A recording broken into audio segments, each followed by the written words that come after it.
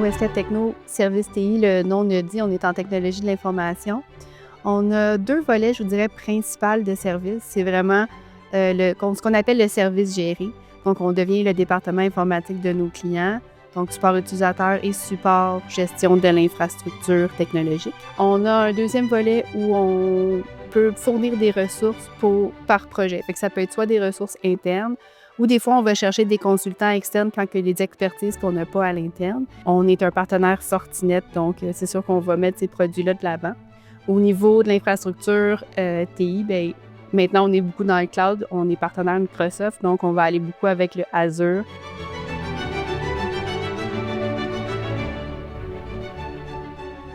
Nous, ici, chez OSCAD, dans mon cas particulièrement, là, on utilise Desk, Assist, et puis dans ma vie à moi, là, ce qui a changé le plus, c'est l'utilisation de Zodesk pour pouvoir gérer tous nos billets pour nos différents clients.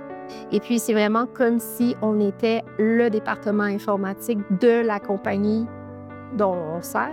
Alors, c'est vraiment transparent pour eux. Là. Ils n'ont pas l'impression d'appeler un third party. Ils appellent vraiment le département informatique de leur compagnie. Et puis, dans Zodesk, on s'est créé beaucoup de départements pour ces clients-là qui sont en service géré. Et puis, on a développé aussi on a utilisé des automations de Zodesk pour se créer plein de règles pour pouvoir mieux traiter nos billets. Et puis, on utilise aussi Zo Assist à partir même de Zodesk. Ça, c'est vraiment fabuleux aussi parce que tu peux donner rendez-vous d'avance à ton client. Lui reçoit le lien par courriel. Puis le moment venu, bien, le technicien fait juste partir la session de travail avec le client. Donc, c'est vraiment un système tout intégré. Pour nous, dans notre environnement, là, on a vraiment sauvé du temps, sauvé sur des processus à l'interne. Hein. Donc, ça a été vraiment profitable pour nous. Dans Zodesk, on a utilisé, en fait, ce qu'on a fait qui est innovant, c'est qu'on a un système aussi de monitoring qui est un third party, mais on a été capable de configurer notre système de monitoring qui fait que l'ouverture des billets, chaque fois qu'une nouvelle alerte est générée, il y a un billet qui est généré automatiquement dans le système de billetterie de Zodesk. Et puis, le système est aussi en mesure, si l'alerte, par exemple, une alerte là, qui serait réglée d'elle-même après quelques minutes, elle va se fermer dans l'outil de monitoring. Il va se fermer aussi dans notre outil de desk. Donc, c'est vraiment synchronisé ensemble. Et puis, c'est vraiment ouvert comme plateforme Zodesk. Donc, il y a vraiment plusieurs possibilités là, de développement pour tous nos petits besoins spécifiques là, à même notre compagnie. Donc, on a plusieurs portails. Comme j'expliquais un peu plus tôt, on est multi-clients. Donc, c'était bien important que chaque client soit segmenté et que chaque client puisse accéder seulement aux données qui le concernent, sa compagnie.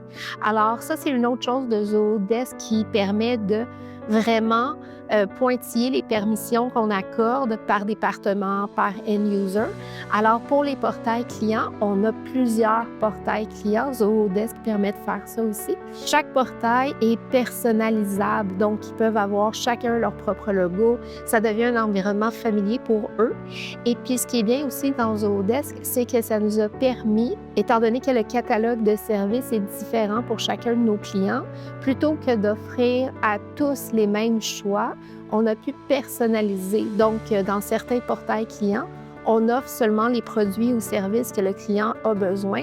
Et puis, on a aussi été en mesure de personnaliser tous les types de demandes que nos clients nous soumettaient. Donc, c'est possible d'ajouter des champs et puis de faire apparaître des champs seulement pour certains types de demandes, comme par exemple une création de compte. On a besoin de plusieurs champs comme le nom de la personne, la date d'arrivée, etc. Mais ce n'est pas un champ qu'on va réutiliser si jamais on avait besoin, par exemple, d'une installation quelconque. Donc, c'est vraiment des champs qui vont apparaître selon la catégorie, la sous-catégorie qui a été choisie par le client. Ça, c'est toutes les choses qu'on a pu déterminer nous-mêmes selon nos besoins d'affaires à nous. Et puis, on a eu un partenaire qui nous a aidés à intégrer la suite Zoho. Et puis, on nous a donné des informations de base, une formation pour bien nous partir. Mais le produit est vraiment facile d'utilisation. Donc, par la suite, ça a été facile pour nous-mêmes à l'interne de gérer toute la suite et de faire des ajouts. Donc, au fur et à mesure, tu sais, ça arrive souvent au fur de l'année, que j'ai des nouveaux clients, je suis capable de les intégrer moi-même, de créer tous ces champs-là, de personnaliser tout ça. Le produit est vraiment facile d'utilisation. Pour le reporting qui est offert de base là, dans Desk, c'est quelque chose qu'on n'avait pas avant. On utilisait encore là une tierce application pour pouvoir produire ce genre de rapport-là, mais c'était jamais aussi détaillé que ce qu'on retrouve de base là, dans le Zoho.